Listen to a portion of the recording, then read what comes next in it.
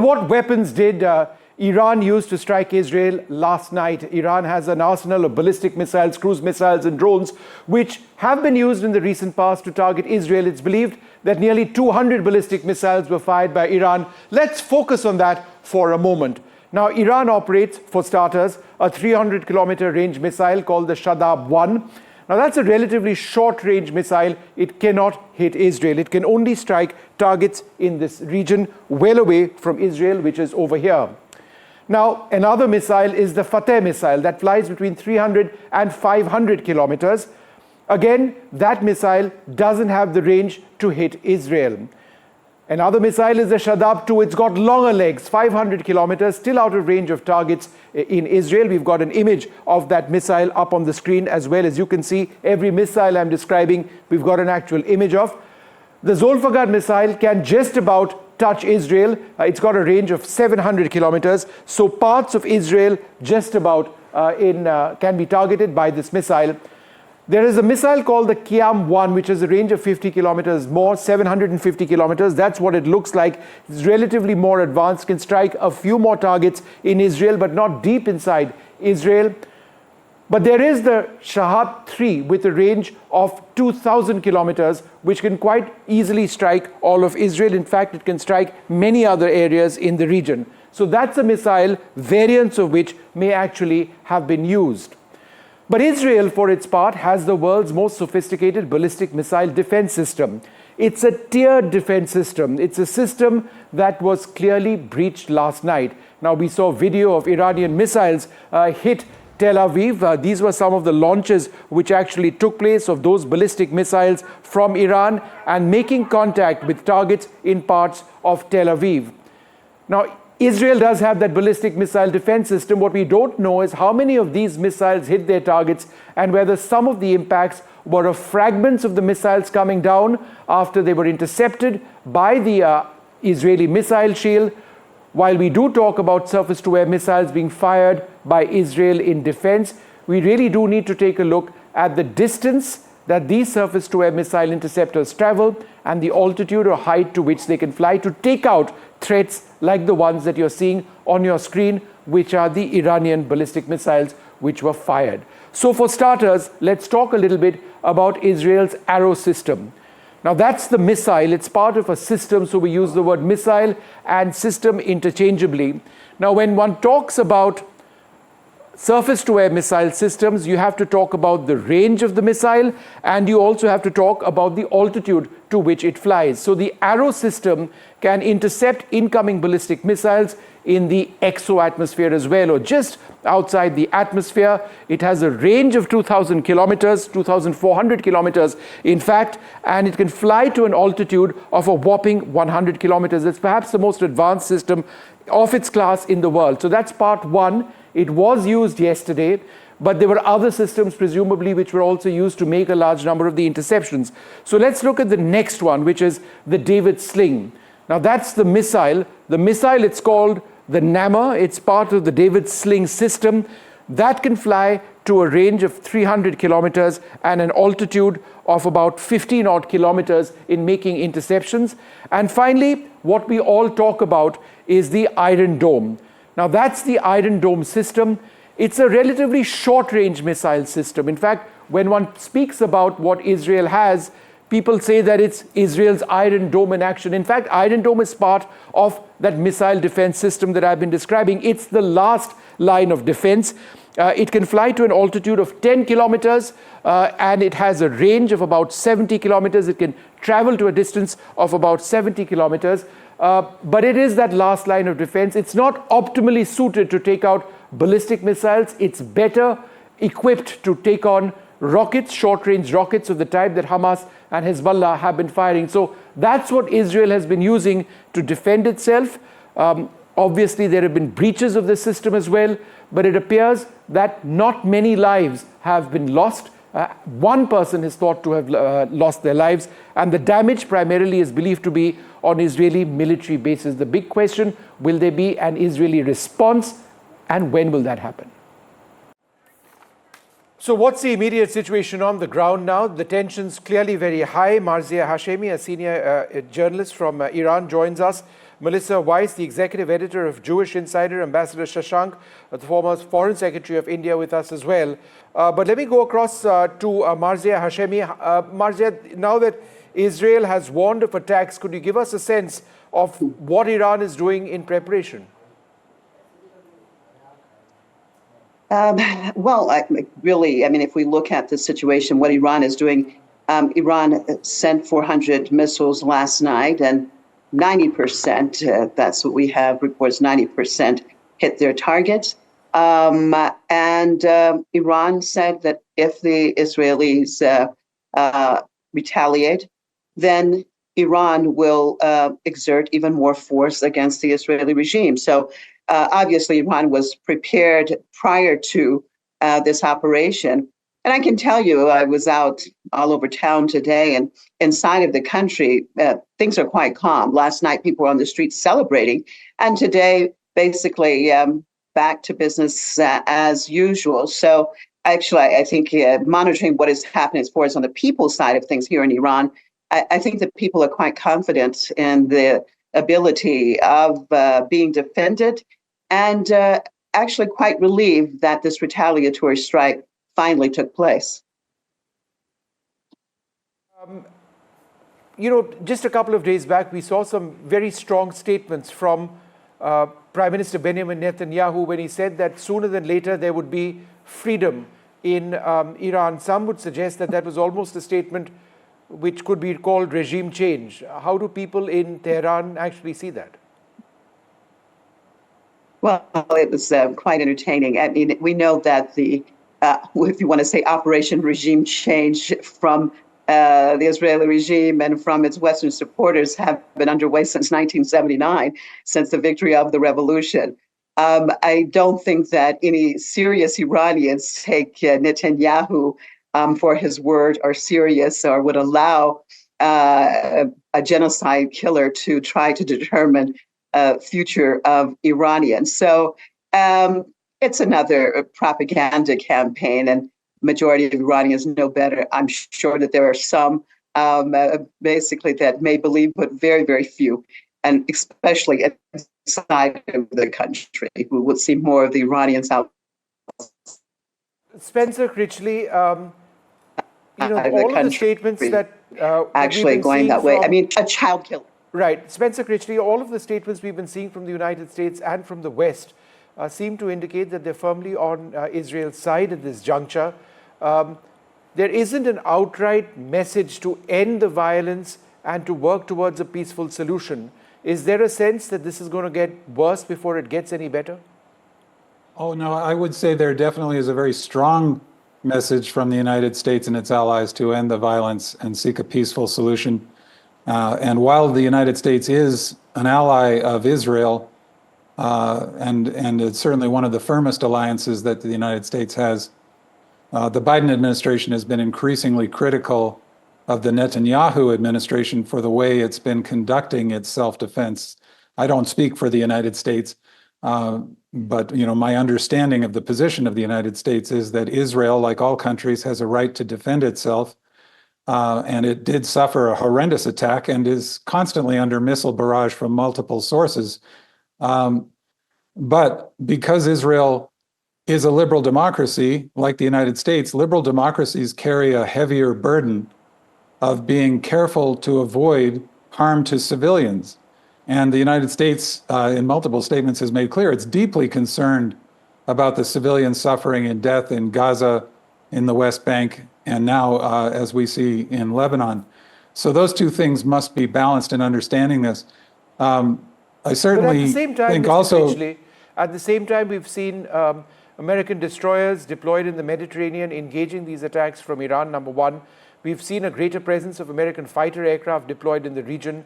We've heard statements from American leaders warning the Iranian leadership, that there may be action against them. Therefore, the United States is very much part of Israel's military sort of strength or military muscle as part of a coalition, if you like. Yes. So therefore, my question remains, I mean, what is the path towards peace if you've actually got military deployments on the ground? Sure. And I think the United States would say those are defensive military deployments. You won't see U.S. forces attacking civilians. Whenever that's happened, either deliberately or through negligence in the history of the United States, it's been seen as a deep violation of our basic principles. Because Israel is an ally and an important strategic ally, you will see the responses you're seeing to defend Israel against, for example, incoming missile barrages.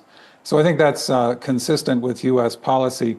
It's certainly, when I agree with the previous speaker's comments about regime change, when the United States or other countries have tried that sort of thing, wrongly in my view, it's pretty much guaranteed to fail. I think that regime change in Iran will happen from the bottom up, from the Iranian people, many of whom deeply resent the repressive regime that they're living under. And it's a sign of repressive regimes that they don't give people the freedom to choose for themselves, and they must use repression and threats of violence in order to maintain their hold on power. Ambassador Shashank, the differences right now between Iran and Israel are huge. It's just a matter of time before Israel attacks. What do you see as a former Foreign Secretary of India as a potential path to prevent an imminent attack? Well, there are two things. One is that Iran was perhaps quite reluctant to get into the act directly. They were trying to work through their proxies. And I think the Israelis and the Americans, they were all trying to provoke Iran to take a stronger action so that they could bring Iran directly into the open, that they were the ones who were really behind the Hamas and the Hezbollah and the Houthis. So therefore, they wanted Iran to come out in front. And then now we have to see whether the Israelis are willing to go all out and have very strong reaction against the Iranian targets, or would they now just take a slightly softer line in the hope that the Iranian people themselves, as the previous speaker was saying, that from bottom up, the younger people themselves, they would try to bring about a change of attitude among the Iranian leaders, that while it is okay because Mr. Nasrallah was a respected Shiite leader, so they had to show something, but that does not mean that they should go all out to have their whatever nuclear plans they might have or the ballistic capability that they have developed to be destroyed. And finally, the second part is that the developing countries like India, we feel that we have a very large number of people living in that area. We also have concerns about the import of our energy sources because we depend up to 80 to 85% on energy imports. And thirdly, we are building up these infrastructural linkages through Iran to Afghanistan and Central Asia in order to, and that had become more important after the Houthi strike on the Sea of Aden. Therefore, I think we have to be careful. India should be prepared to work along with other countries which would want to bring about peace in the region. We have relations with Iran, with Israel, and with the Palestinians also for a long time.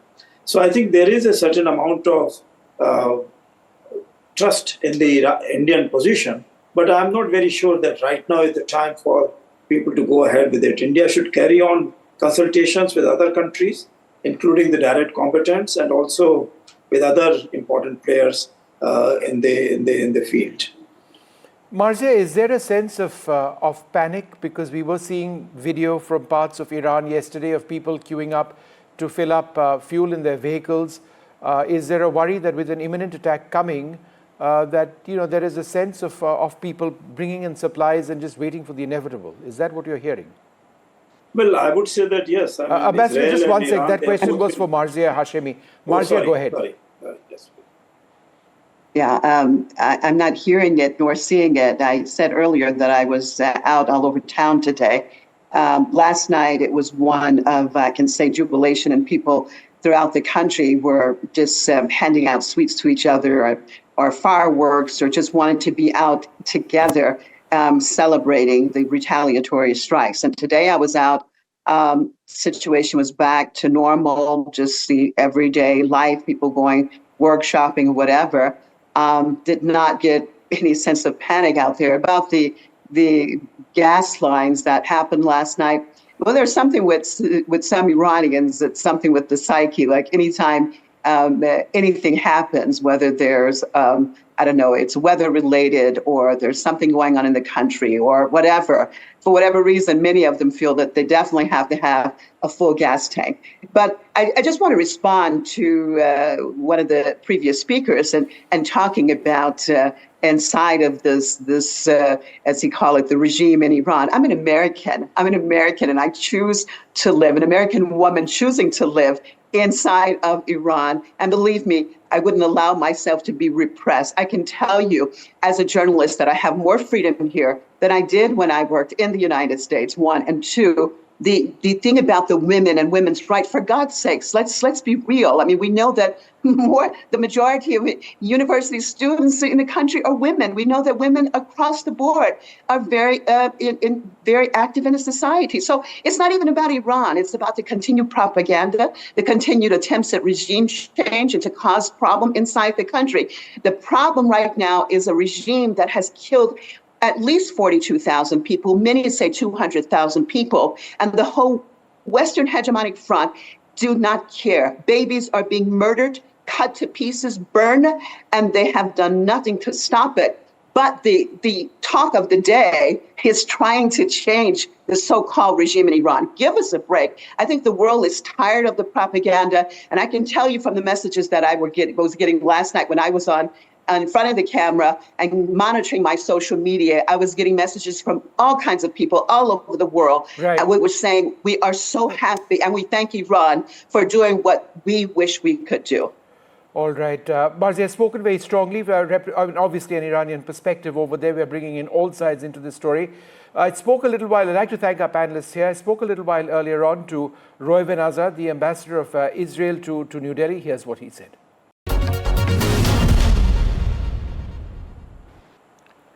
Well, the focus of the world now clearly on Israel after Iran launched a barrage of missiles at Israel last night. Israel's Prime Minister Benjamin Netanyahu says Iran will pay. Most of the missiles were intercepted. According to reports, one of the 180-odd ballistic missiles Iran fired last night landed near the Tel Aviv headquarters of Israeli intelligence Mossad. A video that has emerged on social media shows a massive crater near the Mossad headquarters. Now, Iran has said that the barrage was in response to Israel's aggressive acts, including the killing of the Hezbollah leader Hassan Nasrallah. The war in West Asia now is at a critical juncture. We're joined by a very special guest, Reuven Azar, the Israeli envoy to New Delhi. Thank you very much, sir, for being with us. Thank you, Vishnu. It does seem that despite the intensity of the attacks by Iran last night, they were calibrated in the sense that populated areas of Tel Aviv were not struck, fortunately. Does that imply that Israel's response, when it does come, will also be calibrated? I wouldn't imply that, Vishnu, and that's the result of the attack. By the way, it wasn't just a barrage of missiles; it's a barrage of 181 ballistic missiles, with each one with a payload between 700 to 1,000 kilograms that is capable of destroying an entire building. Okay, this is unprecedented in the history of warfare. Fortunately, because of the fact that we have the best defense system in the world, we have managed to thwart it, and the only missiles that have actually hit were the ones that hit in open areas, right, because usually we do not target those, okay? So this is a very serious situation, and this is not the first time this is coming from Iran. Now, the Iranians, well, actually, it's not the Iranian people. We don't have nothing right against them. It's this regime, this radical regime, has been trying every possible way to destroy the state of Israel. They have stated publicly that they want to destroy the state of Israel. They've been financing for the last 30 years all these terrorist groups with billions and billions of dollars on the account of their own, taking this money from their own people. Mm-hmm. And they are failing. We are determined to defend ourselves. We are not going to allow this regime to threaten the state of Israel. Ambassador, what was the damage last night? Well, I'm just quoting the spokesperson of the IDF. The IDF doesn't give wrong information. Right. The right information is that, fortunately, we haven't seen damage out of this barrage because we have defended ourselves against it. Unfortunately, there was a tragic loss of life of a Palestinian from a Gaza origin that has been hit by a missile in the Jericho area. and he lost his life, unfortunately. He was murdered by this missile. Besides that, we didn't see any major damage caused. Ambassador, in terms of retaliation against Iran when it does come, because Israel has already said that you will retaliate, does that potentially include strikes on nuclear facilities in Iran, which may be coming up, or oil facilities in Iran? Does it include the entire range of targets? Well, I'm not going to enter into operational terms because this is not my line of business. We have a challenge here, Vishnu, because this kind of radical people cannot be easily deterred. And we've seen that. We've seen that when Hamas atrociously attacked us on the 7th of October, they didn't care about their own population. When Nasrallah decided on the 8th of October to attack Israel, and has been attacking Israel for the last 11 months, we saw that he doesn't care about the Lebanese people. So we have a challenge here, and we have to give serious blows to these people to understand that their own life is in danger.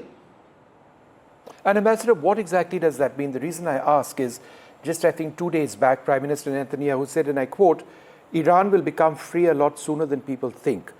To those of us who are observers of what's happening, that seems to imply regime change. Is that correct, my assessment? I think the people are mixing two separate things. Israel will do only what is essential for its security. We are putting our lives on the line. The lives of our soldiers are on the line. We are not in the business of imposing political realities in other countries. What the Prime Minister said is that he knows very well how empty the Iranian regime shell is. We know from the past that people have revolted against these oppressive regimes. And we hope that this will happen again in Iran, because the people of Iran deserve it. So you believe that conditions on the ground in Iran are such that there may be I use the word regime change, you may not want to agree with those words, but a change of the leadership sooner than later. This is not something, which may not be linked to Israel at all. This is not something that is going to come from outside. This is not something that Israel is going to be engaged with. We are going to be engaged only with the security interests of our people. And the Prime Minister was very clear about that.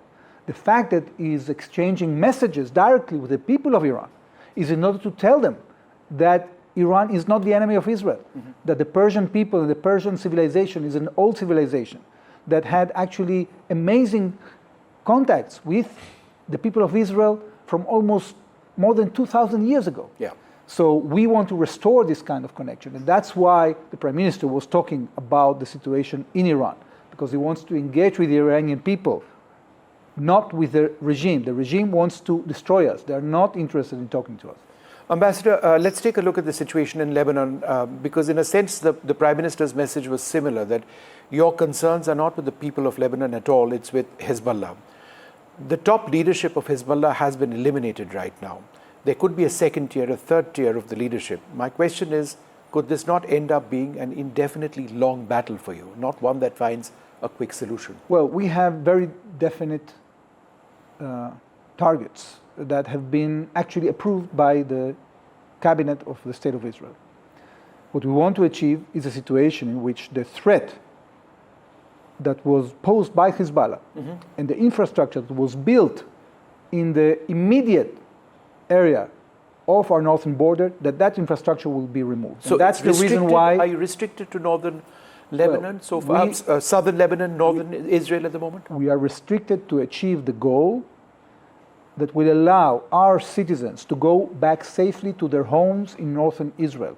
We want to achieve a situation in which UN Security Council Resolution 1701 and UN Security Council Resolution 1559 can be implemented on the ground. Israel is not interested in becoming an occupying force in Lebanon.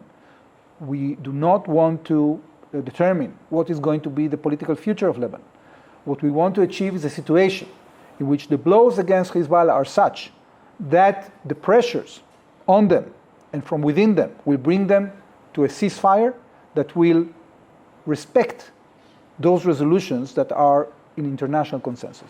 Ambassador, you're talking about the United Nations. Israel in the last little while has been particularly direct with the United Nations Secretary General, saying that he's barred Mr. Guterres from Israeli territory. There was a statement also earlier on saying that, there doesn't seem to have been any condemnation from the United Nations on what Israel has had to see overnight. Where does that leave your equation with the United Nations? Well, unfortunately, Vishnu, there are several elements within the United Nations. It's not the entire organization, because there are agencies of the United Nations that are doing very important work. But unfortunately, because of the rigged system that you have there, in which there is a majority of countries that actually can manipulate the situation such that they appoint people that are absolutely biased. And when you have a Secretary General that hasn't been condemning this terrible barrage of rockets, but it's not the first time he's not doing it. This is very, very worrisome. It should be concerning not only us, but all countries that are interested in an impartial, neutral UN system. Because when the UN system fails, when you have a UN agency like UNRWA that was built just to perpetuate the conflict between Israel and the Palestinians, and when this agency is actually paying the salaries of terrorists, like the one we eliminated 3 days ago in Lebanon, that was in charge of the education of 39,000 people. Can you imagine that? And when we asked the UN to fire him, they only put it on leave. Sure. They didn't fire him. So this, countries have to revolt against us. We cannot have a UN system that is rigged. This is too important for us. You cannot have a situation in which a country is working against the UN Charter and menacing the destruction of another member of the United Nations. Sure. And the UN Secretary General is not condemning it. So why do we need the United Nations for? Ambassador, our foreign minister said recently that in a situation like this, the importance of communications can never be understated. Now, we have a great relationship with Israel. We're incredibly popular in this country, but we also have a historic relationship with Tehran. Does Tel Aviv see New Delhi as being potentially a messenger between both sides, because you're both diametrically at opposite ends right now towards working out some sort of solution to peace, which is what everybody wants? Well, believe me, Vishnu, that we don't have a problem of communication here. We've been communicating indirectly to the Iranians through at least 20 countries that have good relations with Iran. Not to do this, not to do what they did. And they decided to do it. We've been hearing this from European countries for many years. They wanted to have a constructive dialogue with Iran. They wanted to have a friendly dialogue with Iran. And then they wanted to engage with Iran. And yet Iran didn't change its course. And what we are seeing now is that Iranian missiles are threatening the European continent itself. We cannot wait anymore with friendly approaches. We need to put pressure on Iran, on this regime. Because if we don't put pressure on this regime, the entire Middle East is threatened, and we have no other choice but to defend ourselves against these threats. Is there no diplomatic solution that you see presently? Well, there can always be a diplomatic solution. When Hezbollah attacked us on the 8th of October in an unprovoked way, we said, let's do a ceasefire. Let's implement UN Security Council Resolution 1701. The United States tried to help us. Yes. The French tried to help us. It didn't work. Sometimes, in order to deter aggressors, you have to show strength. Diplomacy can work, always, when it is leaning on foundations that are credible, that the other side will say, okay, I want to engage diplomatically because I have an interest, okay? But these people are different. They don't want to engage in diplomacy. So, Ambassador, at this juncture, you don't see India having a potential role? Well, it's up to India to decide. We are not assigning roles to countries. We are benefiting immensely from the friendship of India. We are grateful for the fact that India supported Israel's right to self-defense, that India condemned the atrocious attacks of the 7th of October. We appreciated the telephone call that Prime Minister Modi had with Prime Minister Netanyahu only 2 days ago. And India has an immense role to play on international stage in general, and the Middle East in particular. After this war ends, we will continue building the bridges. We will continue building the Middle East as a corridor of stability that connects Asia and Europe, Sure. together with our partners. Yes. And India is a part of it, is an initiator of it, is a source of it. And therefore, I bless the role of India in this. Ambassador, you're talking of that economic corridor, right? The one that goes through the Middle East and ends up in Haifa. That has incredible potential, but sadly it's potential which has been put aside for the moment because of the war. But is that what you're referring to? Of course, because, people are talking about different geopolitical ideas. Many Yes. countries have different ideas. The question is, what is the foundation of each idea? And you can assess, as an experienced follower of international politics, you can assess yourself when an idea is connected to reality and when it is disconnected from reality. I think this idea is very much connected to reality. And you know what is the proof? Is that during this terrible attack that we have been persisting and sustaining for the last year, not a single Arab country cut relations with us. Right. During this year, we actually have been building our security cooperation, our intelligence cooperation. We've been creating a scheme to defend the skies of the Middle East together. What does it tell you? It tells you that after the war is over, all these countries that have joint interests will continue to work together to expand the Abraham Accords, to show to the people of the Middle East that there is an alternative to extremism. There is an alternative to fanaticism. There is an alternative to Iran. They shouldn't fear Iran because we are determined. Each and every Israeli citizen is determined to sustain this attack and to prevail. And this is what we are showing. Sure. Hamas is no longer a threat on the heart of Israel.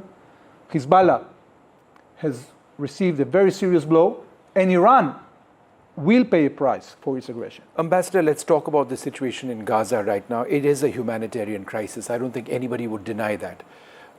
What is the way out now as the world moves towards reconstruction, assistance, rebuilding, all of that in Gaza? Do you see that happening in a finite period of time? Yeah, so there's the hostage crisis as well.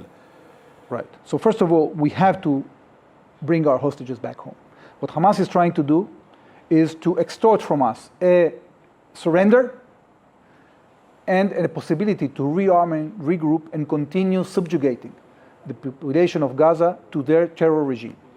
We are not going to allow that to happen.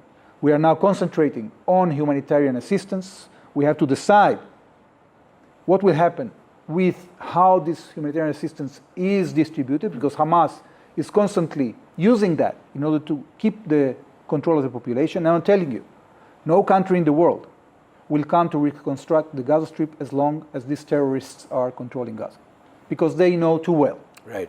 They already been there. They already did that. They already tried to create a situation in which they can help the population of Gaza without Hamas taking over.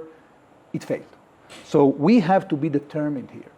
We have to remove the capability of Hamas to control the Gaza Strip, because nobody will do this fight against the terrorists instead of Israel. All right, Ambassador, thank you very much for joining us, sharing Israel's perspective on this. The world is on edge. I'm sure you would accept that the situation in West Asia, a real crisis. Thank you very much indeed. Thank you. Well, we're going to take a short break at this stage and continue to track this story very, very closely indeed. Israel says that an attack on Iran is imminent. When will that take place? What are the dimensions of that? We'll have to wait and see. Well, joining us now, Samir Joshi. He's the CEO of New Space Research. That's a leading Indian drone manufacturer. He's also been a fighter pilot, and he's a military technologist. He follows developments very, very closely, and certainly what's happening in West Asia now. Is it your opinion, Samir, that Iran has right-sized its attack? This cannot be called a full-fledged ballistic missile or missile assault. Absolutely, Vishnu.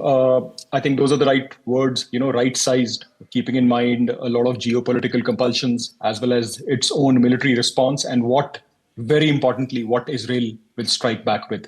Otherwise, can you explain that, 180 ballistic missiles have struck, the various targets in Israel without, at least we don't know on any other side beyond the military targets which have struck without causing any major damage.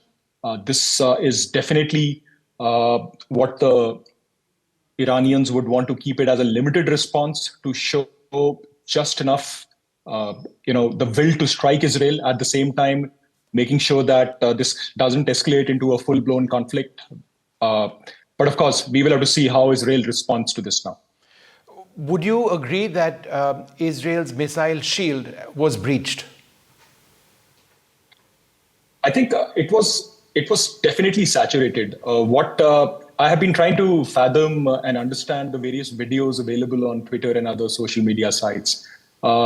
As per very clearly laid down videos, a couple of air bases and the Mossad headquarters and maybe some important C4I targets have been struck in a very clinical attack where they have focused on the government agency which has kind of bothered them most, that is the Mossad, as well as the launch bases for the platforms which have stuck in deep and possibly taken out targets, as well as taken out the bunker where Mr. Nasrallah was the head of Hezbollah, for which this is a retaliatory strike, one of the main reasons. So it is something that which has been toned down to that an extent. When about 180 to 200 missiles kind of come down within a span of 20 minutes, even the best of the air defense systems in the world are going to be saturated. And I think what was very visible that while the four layers of the system, which is, excuse me, starting right from the bottom, which is the Iron Dome, going forward to the David Sling, which can intercept targets, could till about 8 to 10 kilometers, going forward towards the layers where the Patriots and the Arrow exothermic ballistic missile, anti-ballistic missile launchers are. This was definitely saturated. The Israelis and the Americans had advanced warning. I think the Iranians had kind of telegraphed the major Western headquarters that they are going to be attacked. There was a very good lookout notice from the US on Twitter. And if we know, I think you would know everybody is prepared for this. Beyond this, what is important to understand is that even the most well-layered kind of defense, if it taken out of context in terms of the numbers it can handle in a finite timeline, will kind of, can be overwhelmed. And what we are seeing is, and what Israel has acknowledged is about 10% of the missiles have definitely got through. I can say that it may be a bit more, but obviously the targets are very finite, very military in nature. We are talking of the Nevatim air base where the F-35s are there, from where they have been. This is in the Negev desert. Then the Tel Air Force Base where the F-15s are there, and the Mossad headquarters. So what we are also seeing clear impacts from these ballistic missiles. So you are also seeing a lot of debris flying in the air, which is the secondary cause effect of when anti-ballistic missile or any kind of layer defense has stuck something inbound.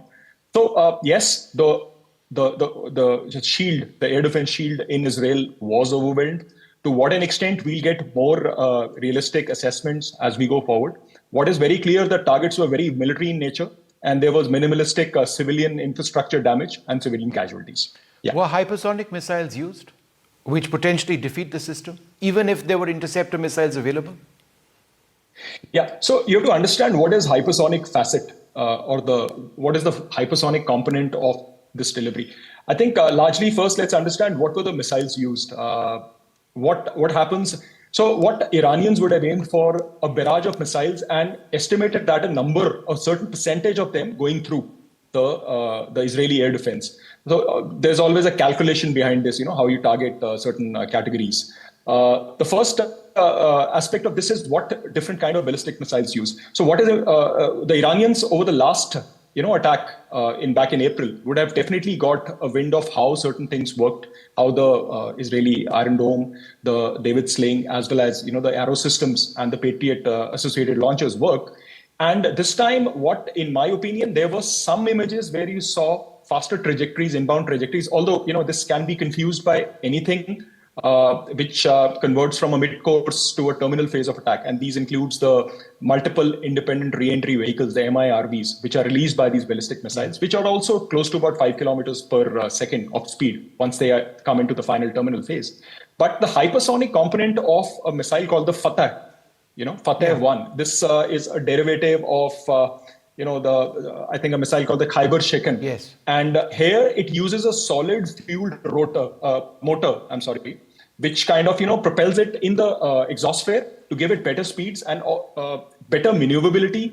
This kind of increases the difficulty for the standard ABM layer like the Arrow to kind of intercept them. So I think this is where when hypersonic missiles were used by Iran, this is the claim. But on the terminal phase, I think there is nothing hypersonic about that. I think we have also seen how Kinzhal is being intercepted by the so-called hypersonic So missile. just to break down some of the terms that you are using for the benefit of our viewers, by hypersonic, we are talking about more than Mach 5 or more than 5 times the speed of sound, right? Yeah. Number one. Number two, when you're talking about the terminal phase of the flight, you're talking about the end phase of the flight of a weapon system, a missile in this case, right?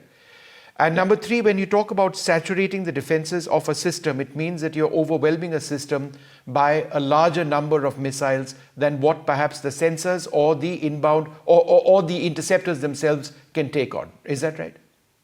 Absolutely. I'll just quickly, have a concise snapshot on this. So first, when a missile is launched, it is kind of in a boost phase where the rocket is boosted up. It reaches a certain level of the, of space. And once that booster effect it goes into a coast phase. It has to now start falling towards it because the Earth's gravity is still active. Mm-hmm. Now, this is called the mid-course phase. And here the missile is traveling at more than the speed of 10 Mach plus, And this mid-course is where you can control the trajectory of the ballistic missile. Mid-course as well as the booster phase, how much boost you give.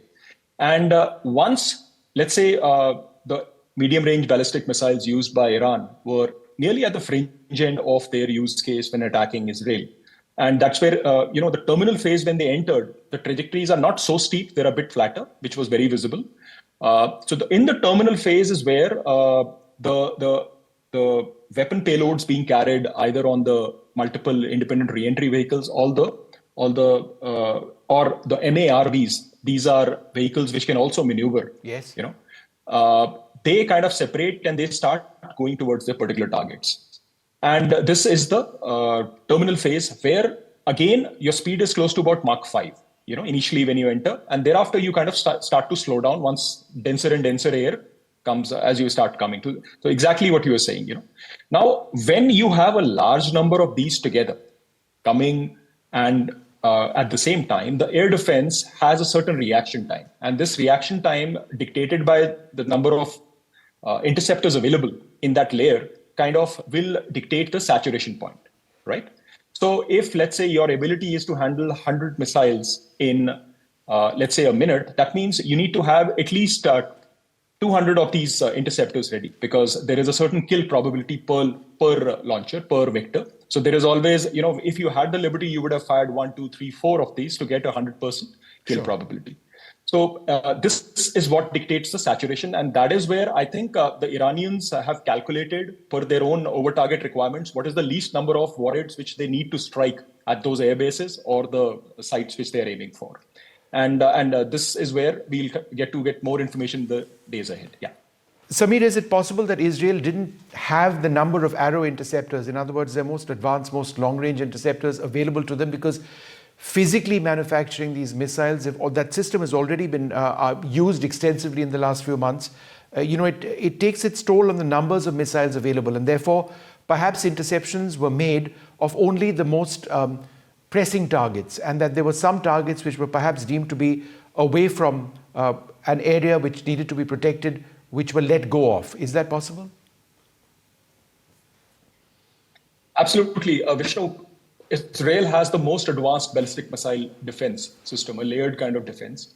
I say it because they are the guys who have faced, especially in the last 1 year, the maximum number of missiles in a most very dense kind of environment as we go forward. So the Arrow is a very specialist missile. The cost of a single Arrow anti-ballistic missile is maybe more than a ballistic missile itself. Mm-hmm. A single ballistic missile will cost anything, a good one will cost anything between about $5 million to anything between, take it to a $20 million band. And obviously, there is a limit to how many they can house. They are also used for very high priority targets. So these were MRBMs, they were intercontinental ballistic missiles. There are other threats that Israel also faces. So they kind of are reserved for some very specialist targets. Had they been used in adequate number today, that I would not have the information. But what would very much appear that if only 10% of so-called ballistic missiles have got through, Israel would have wanted to use a maximum arrows with them. Did they have the right number available to them? That is again something of speculation today. Sure. But the analysis is very clear that the majority of the ballistic missiles were stopped high up, and rest were handed over to the secondary layers as the debris or the warhead came closer to the ground. Would it also be fair to assume that Iran would be facing constraints as far as the number of ballistic missiles available to them henceforth? Because there have been several rounds now of missiles which have been fired over the last several months against Israel. And again, a ballistic missile is not something you churn out. There is a certain cost involved, there is technology to be acquired, etc., and fabrication under intense international scrutiny through satellite surveillance and other means. So therefore, this is not something that can indefinitely continue, right? Absolutely. You bang on, Vishnu, when you say that, because Israel can only use a certain number of these retaliatory components which it has. And ballistic missiles are very hard to come by. To kind of have them in your arsenal to kind of have an unending kind of supply also doesn't make sense financially.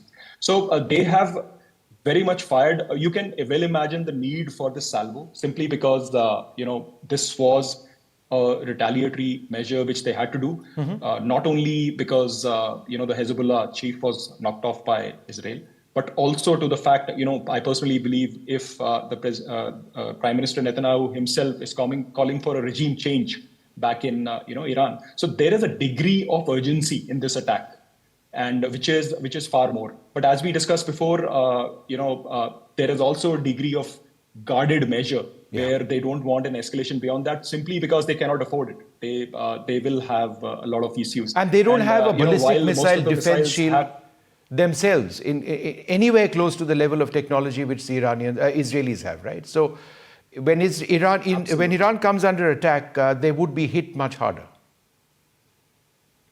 Absolutely. The best system which they have is the S-300, which has very severely curtailed kind of ballistic missile interception capabilities, which is more suited. The system is more suited towards cruise missile defense and otherwise. One question you asked previously, and I missed out on that, was when you have limited number of interceptors as part of a defense shield, obviously you have algorithms inbuilt which will reject certain trajectories of ballistic missiles which are headed possibly towards nowhere. That's how you kind of save on rounds. So it has possibly happened. We have noted a lot of impacts. Some may have actually hit in areas where the Israelis would have allowed them to hit.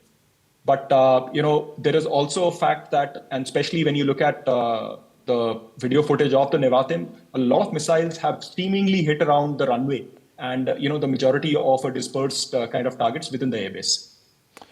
And a final question, there isn't anything to assume that an overwhelming number of Israeli stealth fighters, the F-35, would have been hit because they had advanced warning. And the standard practice is that you scramble your fighters, you move them away when an attack is imminent. So and of course the Israelis won't say what the cost on the ground was, but it's fair to assume that they may not have lost very much in terms of those very expensive and precious stealth fighters.